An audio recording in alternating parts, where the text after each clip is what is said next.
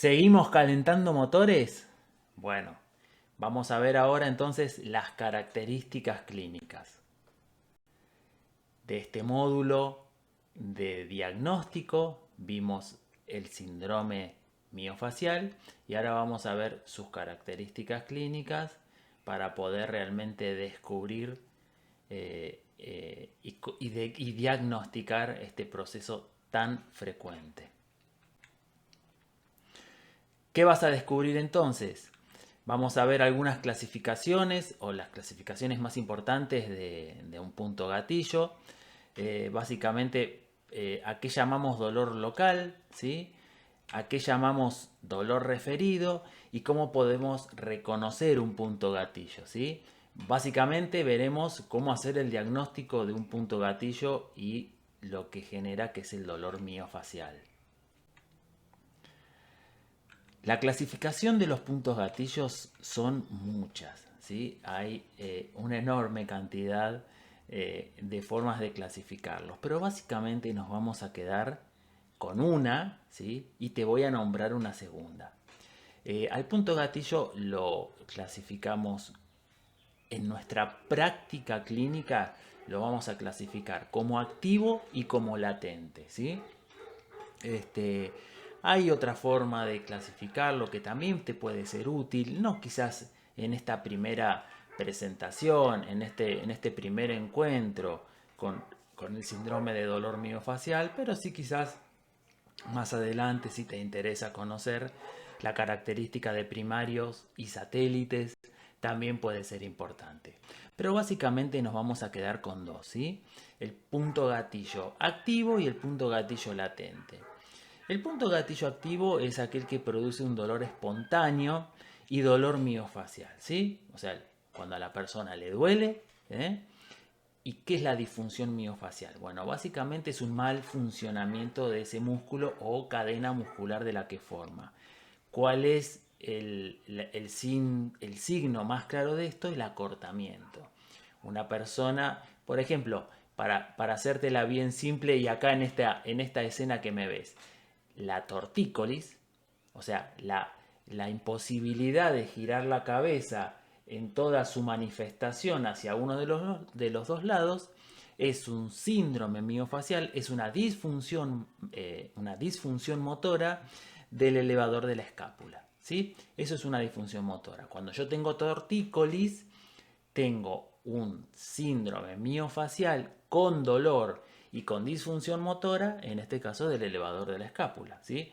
Vamos a ver cuál es el dolor y la disfunción motora de los músculos que generan el dolor miofacial lumbar. ¿Sí? El punto gatillo latente produce una disfunción motora, pero solo dolor a la palpación, o sea, no produce dolor espontáneo. Esta es la característica principal. ¿En qué se diferencia un punto gatillo activo y uno latente? En que a veces el punto gatillo latente, hasta que uno no se lo toca a la persona, no sabe que le duele. Eso es clásico del punto gatillo latente. Vos tocas porque uno ya sabe dónde se ubican, por esto que te conté, de la localización, de la unión, eso se ve y eso es muy claro y nos facilita mucho el diagnóstico. En general, el punto gatillo de determinado músculo se ubica en una zona específica de la anatomía. Entonces, cuando uno tiene este protocolo de tratamiento, ya va buscando por zonas, no es que tiene que palpar todo el cuerpo en búsqueda de estos sitios tan específicos. Cuando uno va buscando, el punto gatillo latente aparece y la persona suele referir, no sabía que me dolía ahí me duele. Lo que sí está teniendo ahí es una disfunción motora. Y un punto gatillo latente, básicamente por cualquier actividad muscular, mecánica, enérgica, se va a activar y va a empezar a producir dolor espontáneo. ¿Y qué es el dolor local? ¿Sí? O sea, ¿cuáles son las manifestaciones de un punto gatillo? ¿Sí? El dolor local o sea, hablamos del dolor local cuando hablamos de un dolor circunscripto a un área, ¿sí? Son manifestaciones propias del punto gatillo. Hay irritación del tejido muscular, hay compresión vascular, ¿sí? Por este punto gatillo, por este acortamiento de las fibras que se producen en esta zona, en esta área especial. Hay acumulación de productos metabólicos, es esto que te explicaba de la generación de la disfunción en la placa motora. Y hay una hipersensibilidad de los puntos gatillos, ¿sí? Producen una hipersensibilidad por una digamos, una acción que se denomina sensibilización periférica del sistema nervioso, y básicamente es eso que hace que cuando uno apenas toque cuando uno está lastimado y justo se golpee, le duele ahí. Bueno, eso se llama hipersensibilización periférica, ¿sí? Y bueno, y el punto gatillo produce mucho de esto. Entonces, básicamente el dolor local es esto. Tengo un punto gatillo y ahí me duele. Me duele ahí y cuando me tocan me duele más, ¿sí? Esta es la característica del dolor local del punto gatillo. ¿A qué nos referimos cuando hablamos de el dolor referido? Es el desbordamiento o la irradiación de ese dolor. Son las manifestaciones a distancia del punto gatillo. Básicamente, hiperreactividad de nociceptores y disminución del umbral al dolor. Esto tiene que ver con la sensibilización central que te había dicho, ¿sí? Hay dos tipos de sensibilización que tienen que ver, que son manifestaciones del dolor persistente. Son estas situaciones que se producen en el cuerpo cuando un dolor no se resuelve de manera rápida o simple y persiste en el tiempo. El sistema nervioso empieza a hacer adaptaciones en un proceso que se llama neuroplasticidad, y esto empieza a generar estas sensibilizaciones que básicamente, o sea, no te lo puedo explicar de otra forma, como que el sistema nervioso empieza a funcionar para producir más dolor, para ser más eficiente en la percepción del dolor. No se sabe bien el mecanismo de esto y por qué se produce, pero es así. Es un proceso que se llama neuroplasticidad, porque hay un montón de adaptaciones de vías nerviosas, de neuronas y de sustancias de la microglía, que son células de sostén, que generan esto, ¿no? O sea, que básicamente lo que hacen es bajar el umbral a la percepción del dolor. Esto se hace a través de manifestaciones centrales y periféricas. Bueno, el dolor referido es parte de ese proceso, ¿sí? Y tiene que ver con compresión nerviosa, ¿sí? De ese punto gatillo, produce compresiones de fibras nerviosas, ¿te acordás? Porque hablábamos de dolor neuromusculoesquelético y no de dolor musculoesquelético, porque el término más correcto es dolor miofacial. La sensibilización periférica y central, la irritación de la cadena miofacial. Las cadenas miofaciales son grupos encadenados de músculos, tendones, ligamentos, fascias, aponeurosis, que que actúan en sinergia con las actividades mecánicas del cuerpo, ¿sí? Esta irritación en la cadena miofacial es una de las explicaciones de este dolor referido. Y la interferencia en la transmisión de señales sería como una redundancia que tenemos en la forma de percibir la nocicepción, ¿sí? O la sensibilidad de un área. Como ejemplo, lo que te puedo dar es cuando una persona sufre de un infarto o de una angina de pecho, lo que suele sentir muchas veces es ese dolor en el brazo, ¿sí? Ese dolor en el brazo que se irradia a la espalda. Bueno, este dolor referido es por esta redundancia en la cantidad de información que el cerebro recibe de áreas, ¿sí? Como la sensibilidad de esa zona o de varias zonas suben por la misma carretera nerviosa, hay cierta confusión muchas veces de esa información y el cerebro a veces interpreta que duele en lugares donde no hay ningún problema. Creo que sería la forma más fácil de explicártela. Entonces, ¿qué sería un dolor referido o dolor fantasma? Bueno, básicamente es esto, mirá, nos vamos metiendo en tema.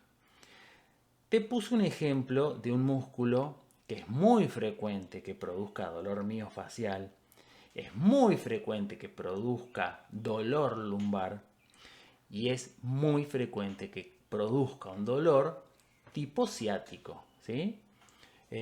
Tipo un dolor de ciático. Doctor, tengo una ciatalgia. Doctor, tengo un pinzamiento del ciático.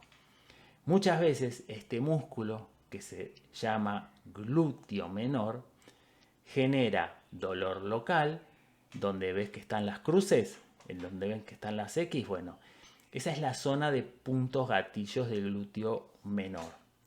En esa zona suele haber dolor, pero lo más característico del glúteo menor es la irradiación o dolor referido hacia el miembro inferior. Esto es para que vayas viendo a qué nos referimos o a qué me refiero con dolor irradiado o dolor referido. Nosotros ahí, ¿te acordás que te conté que había dos tipos de clasificación de puntos gatillos? Bueno, en este recorrido de ese dolor, ese desbordamiento del dolor que lo genera esa línea roja, esa área roja, en ese camino de desbordamiento se pueden ir activando otros puntos gatillos secundarios, ¿sí? Entonces, en este caso, el punto gatillo primario sería el punto gatillo original y el secundario satélite sería el que va activando por este desbordamiento. ¿Cómo podemos reconocer un punto gatillo? ¿Sí? ¿Cuáles son las 4 características principales que tiene un punto gatillo para nosotros poder reconocerlo en el tejido, en el paciente, en el cliente, en el alumno? Primero lo que vamos a sentir es una banda tensa palpable. Una banda tensa. Vamos a sentir una especie de fibras musculares más endurecidas que van a rodar por debajo de nuestras yemas de los dedos, ¿sí? La banda tensa palpable. Muchas veces son cosas que hasta que uno no las busca no las siente, pero es absolutamente simple de poder encontrar. Un dolor exquisito a la presión, ¿sí? O sea, cuando uno encuentra la banda tensa, la banda tensa no es sinónimo de punto gatillo. El punto gatillo está dentro de esa banda tensa, sería como el centro, como el epicentro del problema. Entonces, dentro de esta banda tensa, nosotros seguimos buscando y encontramos el punto gatillo, que es esta zona de dolor exquisito a la presión. Reconocimiento del dolor. ¿Qué quiere decir esto? Cuando yo le toco ese lugar tan hipersensible, la persona siente que ese dolor es el que él tiene, ¿sí? O sea, el reconocimiento. Lo reconoce como si ese es el dolor que estoy teniendo. Y esto, mira, identificación de un REL. El REL es una respuesta de espasmo local. Es como una sacudida. En realidad es un reflejo medular que hace la fibra nerviosa frente a una palpación, ¿sí? Una palpación bastante intensa, pero sobre todo se ve cuando nosotros trabajamos el punto gatillo con una aguja. Cuando nosotros hacemos una punción del punto gatillo, la forma de liberarse es mediante un REL. Quizás no, bueno, si no sos médico, si no sos kinesiólogo, no vas a poder realizar esta técnica. No es necesario para liberar el punto gatillo, te aclaro eso. Pero la forma más clara de ver este reflejo o esta respuesta de espasmo local es a través de la punción. Sin embargo, muchas veces cuando tenemos un punto gatillo lo suficientemente grande, la propia presión del dedo genera esta respuesta de espasmo local. Esta es la forma clásica del reconocimiento de la palpación y del diagnóstico. Básicamente tenemos dos formas de lograrlo. Una palpación se llama palpación plana o palpación en pinza, ¿no? Esto tiene que ver con qué tipo de músculos en qué tipo de músculos estemos buscando. Por ejemplo, una palpación en el bíceps, quizás lo hagamos con una palpación en pinza, y una palpación, una búsqueda de puntos gatillos de músculos planos como lo son los de la espalda, las vamos a hacer con una palpación plana. Así con no quiero redundar con la misma palabra. Entonces, en resumen, ¿qué vimos con respecto a las características clínicas del síndrome miofacial, pero sobre todo del punto gatillo? Vimos la clasificación, ¿sí? Te vuelvo a reiterar. Activo y latente es lo que más nos interesa. Activo duele espontáneamente y genera esta disfunción o este mal funcionamiento del músculo y de la cadena miofacial o muscular. Latente produce un mal funcionamiento del músculo y de la cadena muscular, pero no duele espontáneamente. La persona no se da cuenta que le duele hasta que uno lo toca. Luego, como para que más o menos empieces a entender el tema, hablamos de primarios y satélites. El primario es el que el primero que se originó en la zona de dolor, y el satélite es el que se va originando como consecuencia de este desbordamiento. Vimos las características del dolor local, de por qué el punto gatillo produce dolor local, de por qué el punto gatillo produce dolor referido, y empezamos a ver cómo podemos reconocer el punto gatillo, ¿sí? Nos metimos de lleno en la parte de diagnóstico. Entonces, lo que te toca ahora es escribir en un minuto qué has descubierto y qué información útil has adquirido. Te voy a dar este ratito, agarra tu cuadernito y anota, que cuando podamos hacer el resumen final, creo que te va a ser muy útil.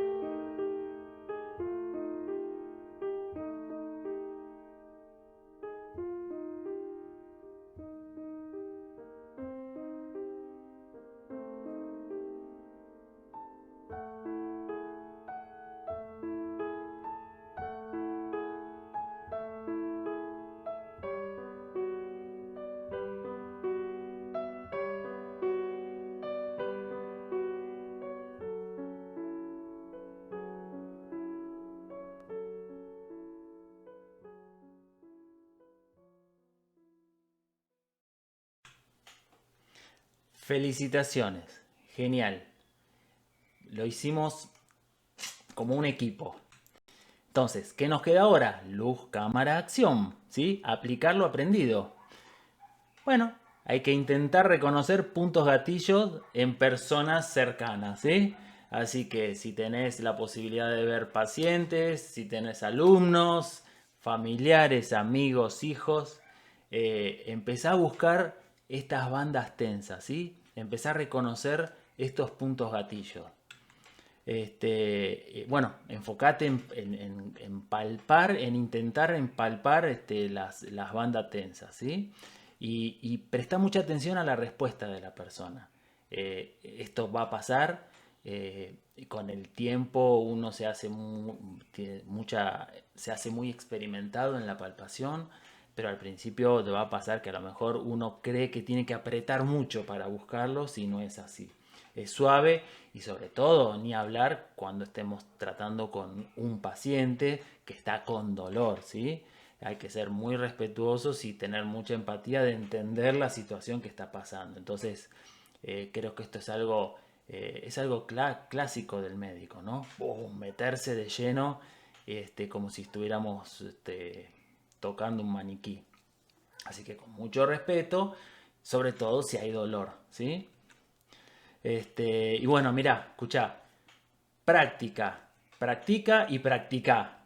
Así que esa es la conclusión de aplicar lo aprendido. Y bueno, vamos a entrar en el próximo video en el último de los módulos, ¿sí? Manos a la obra, nos vamos a meter de lleno con el tratamiento. Así que espero que estés entusiasmado porque yo creo que aún falta lo mejor. Te veo en el próximo video.